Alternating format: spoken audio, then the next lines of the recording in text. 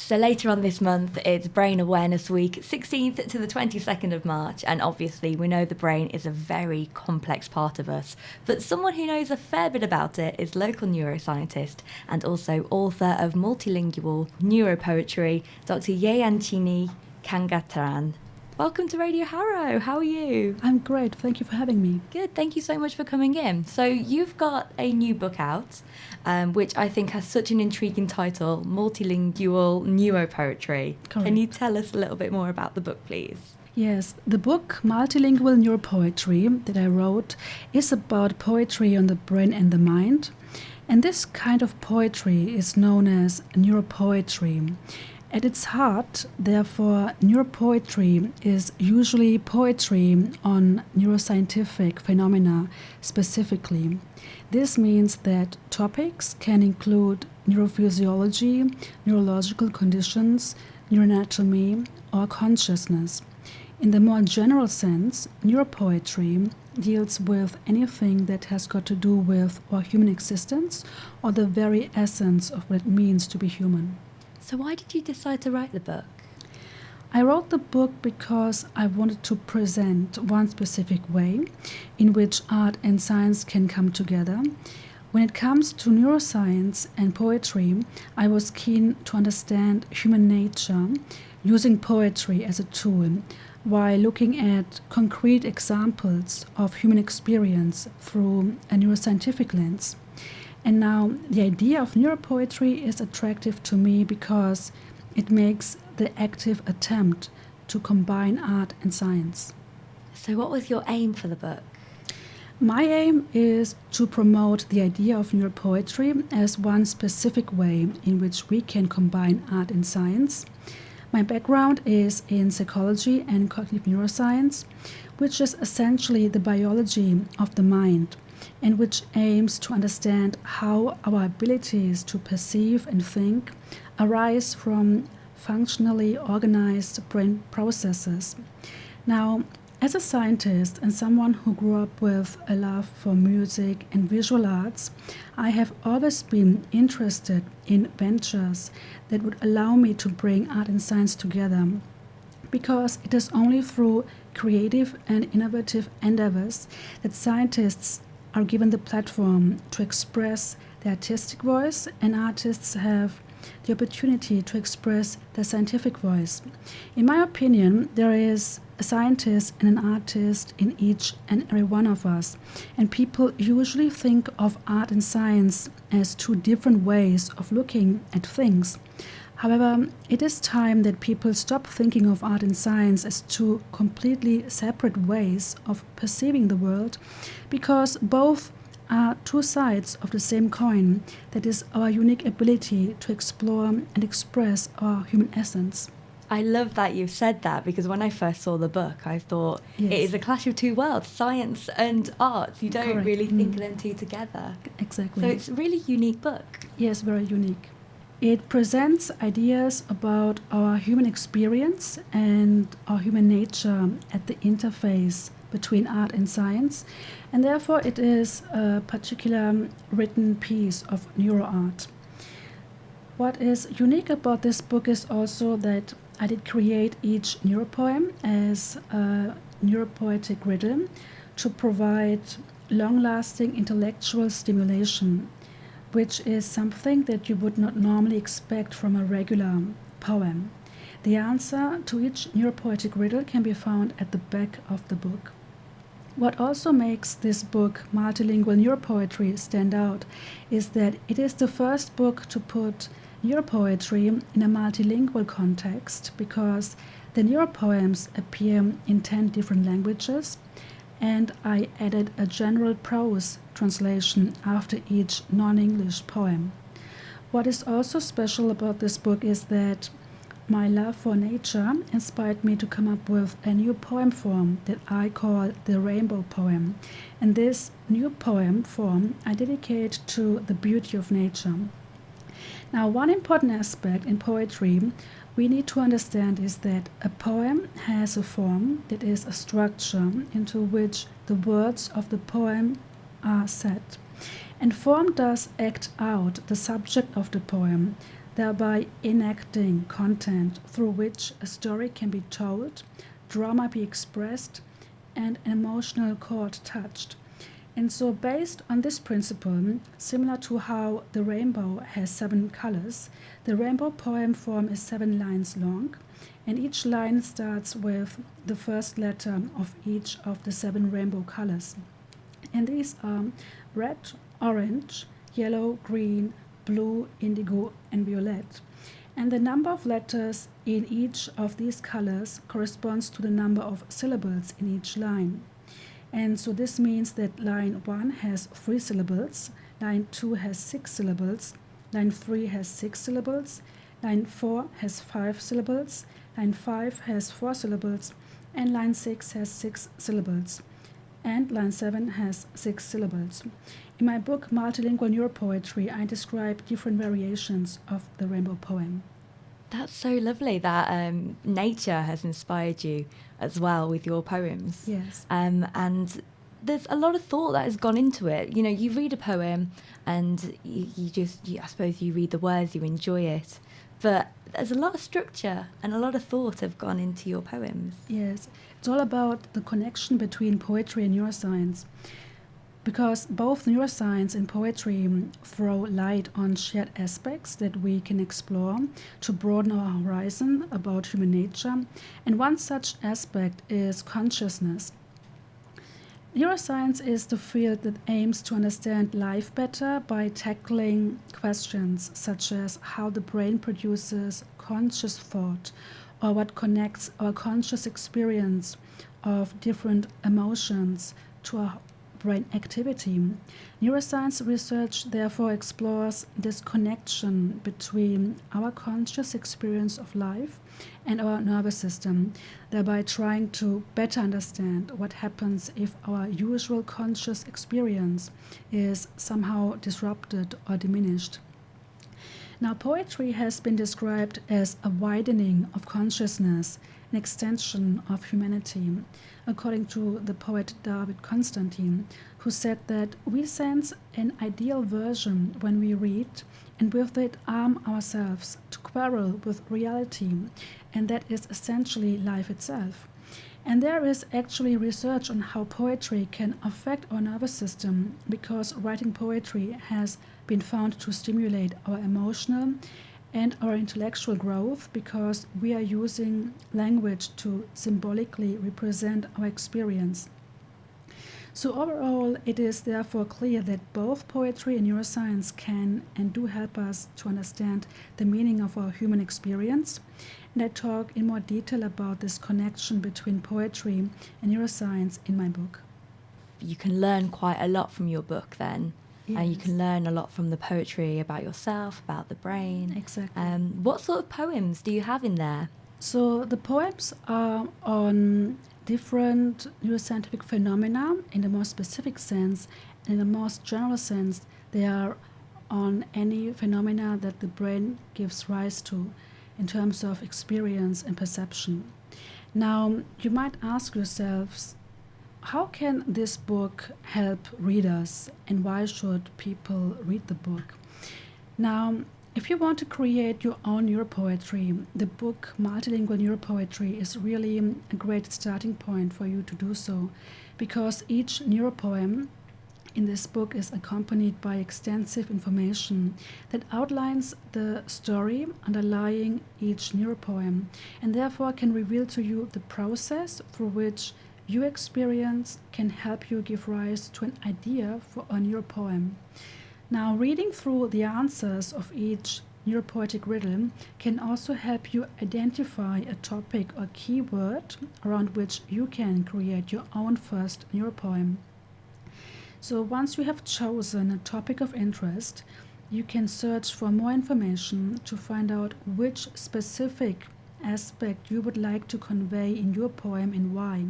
And finally, you then choose a poem form that you believe will most appropriately help shape the content of your poem. In my book, Multilingual Neuropoetry, I provide further instruction on how you can create your own neuropoetry.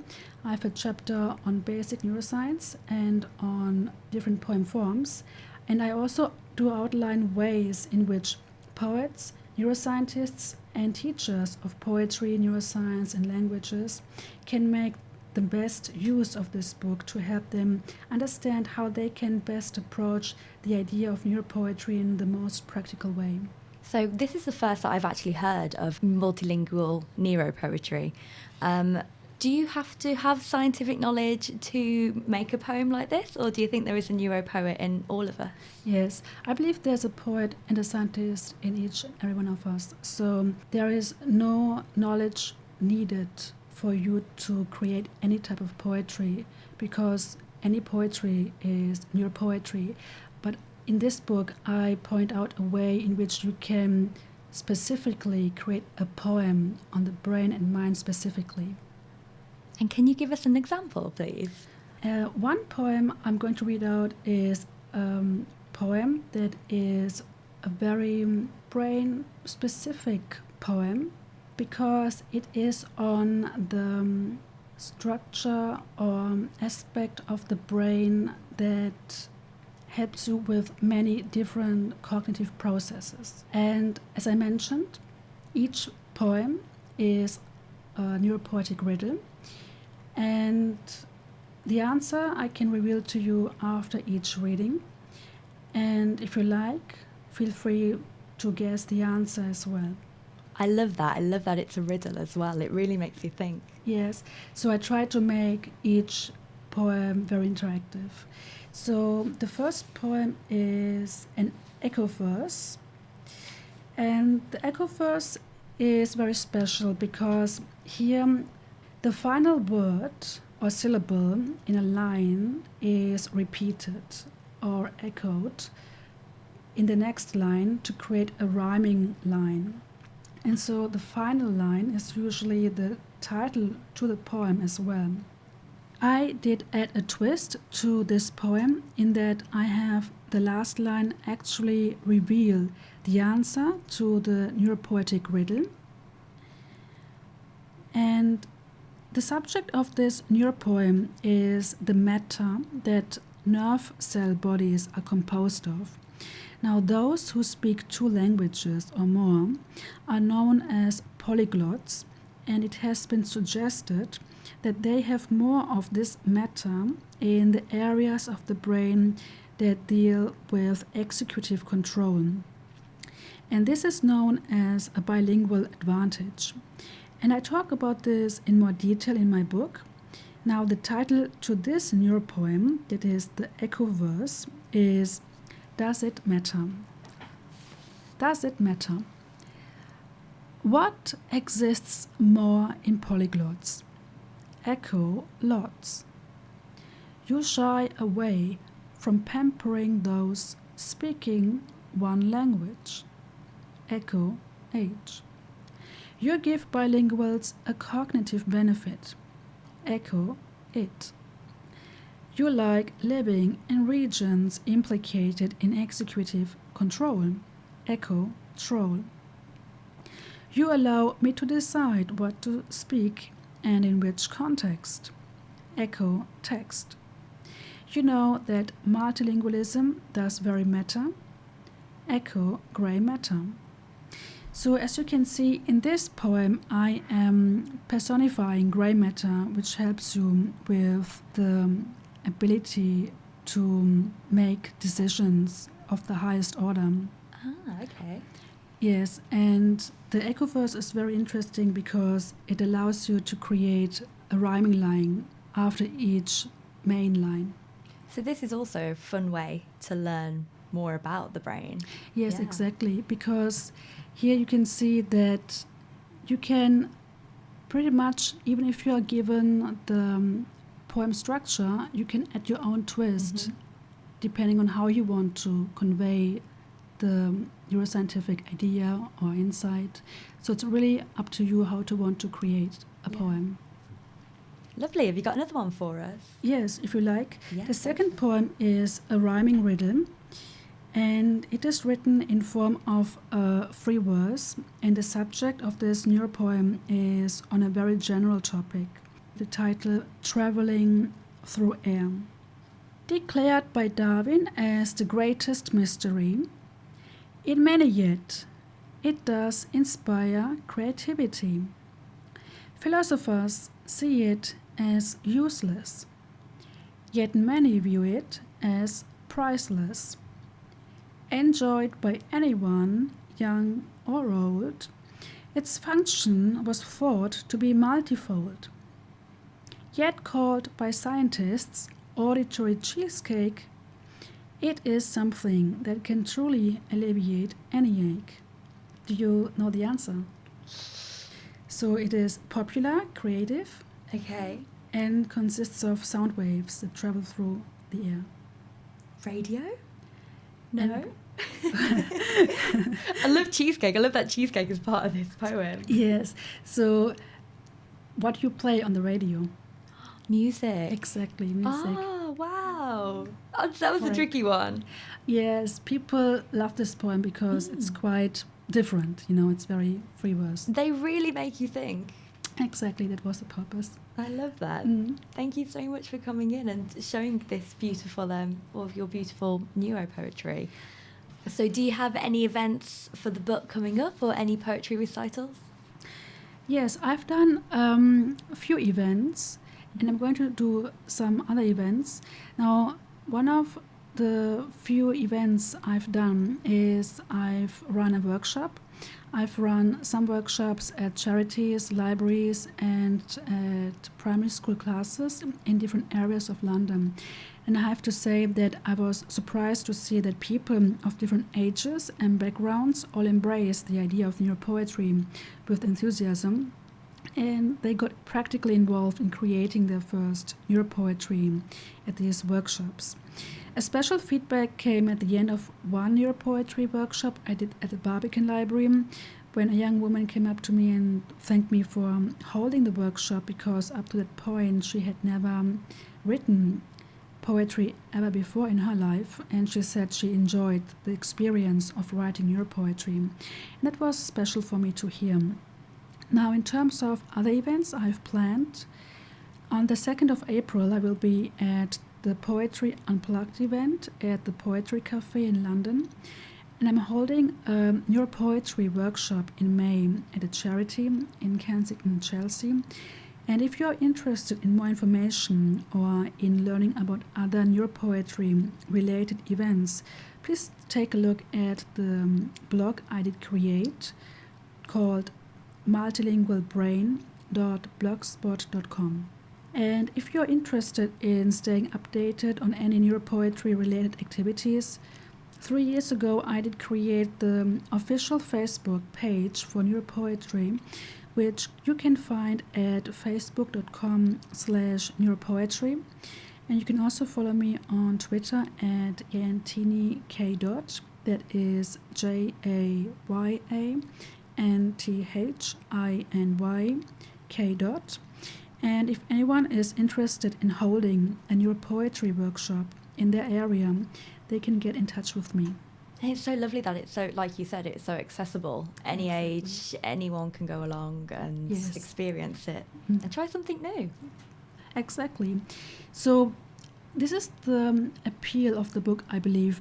People can relate to the book and can read it because it is a book for everyone. It is a good introduction to anyone who wants to learn and find out more about poetry and neuroscience, and how art and science can be combined through neuropoetry, and how this can be expressed in different languages. Now, this book will help you take your daily musings and thoughts about life and package them in a poetic format. Research has shown that engaging in poetry stimulates your emotional intellectual growth, and so you will be positively contributing to your health by reading and writing neuropoetry. And this book, Multilingual Neuropoetry, can help you with this, because in this book each poem is presented as a riddle where you will have the fun of guessing the answer, which will just add to the excitement of reading the book. And learning is best when you're having fun, right? So therefore, Multilingual Neuropoetry is a multi-purpose book. because it is the first book to allow you to engage in poetry, neuroscience, and languages at the same time. It is a book that will make you feel good about yourself long after you finish reading it, and that you can enjoy and share with your family and friends. It sounds like an amazing book. Really Yes. good for your health as well, like Yeah. mental health and Correct. yeah, and doing something creative. So where can we get your book then? So the revised edition of the book Multilingual Neuropoetry will be available online on Amazon, Barnes Noble, Kindle, and other retailers by the end of March this year. I love the cover as well. That Oh, rainbow, the rainbow yeah. brain on the front. Yeah, I did create this. It's really pretty. Thank you very much. Dr Jayanthiny, thank you so much for coming in to talk to us at Radio Harrow. Thank you very much for having me.